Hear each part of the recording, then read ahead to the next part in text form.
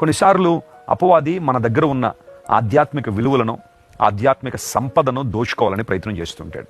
నీలో ఉన్న ఆనందాన్ని దోచుకోవాలన్న ఆలోచన అపవాదిలో ఉంటుంది. కాబట్టే శ్రమలు, ఇబ్బందులు వచ్చినప్పుడు దేవుడు నిన్ను మర్చిపోయాడు, ప్రభువుకి నువ్వంటే ఇష్టం లేదు, ఆయన నిన్ను విడిచిపెట్టేశారు, ఆయన నీ గురించి ఆలోచన చేయట్లేదు, అందరినీ దీవిస్తాడుగా నిన్ను మాత్రం దీవించడు అని అపవాది మన చెవుల్లో అబద్ధాలు చెప్తూ ఉంటే వాటిని నమ్మి కృంగిపోయే వాళ్ళు చాలామంది ఉంటారు.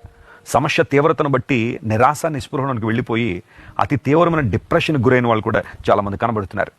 అపవాది ఏమంటాడంటే దేవుడు నిన్ను కాపాడడం లేదు, ఆయన నిన్ను పట్టించుకోవట్లేదని చెబుతున్నప్పుడు నువ్వు చెప్పాల్సింది ఏంటంటే, నా దేవుడు నన్ను మర్చిపోలేదు, ఆయన తన అరచేతుల్లో నన్ను చెక్కుకున్నాడు, తన వాగ్దానాల ద్వారా నన్ను బలపరిచే దేవుడు ఆయన. నా కోసం ప్రాణం పెట్టిన నా యేసయ్య, నా పాప క్షమాపణ కోసం తన రక్తం అంతటినీ కార్చిన దేవుడు నన్ను ఎందుకు మర్చిపోతాడు? ఆయన ఎందుకు నన్ను విడిచిపెడతారు? Never, it will never happen. అది జరగదు.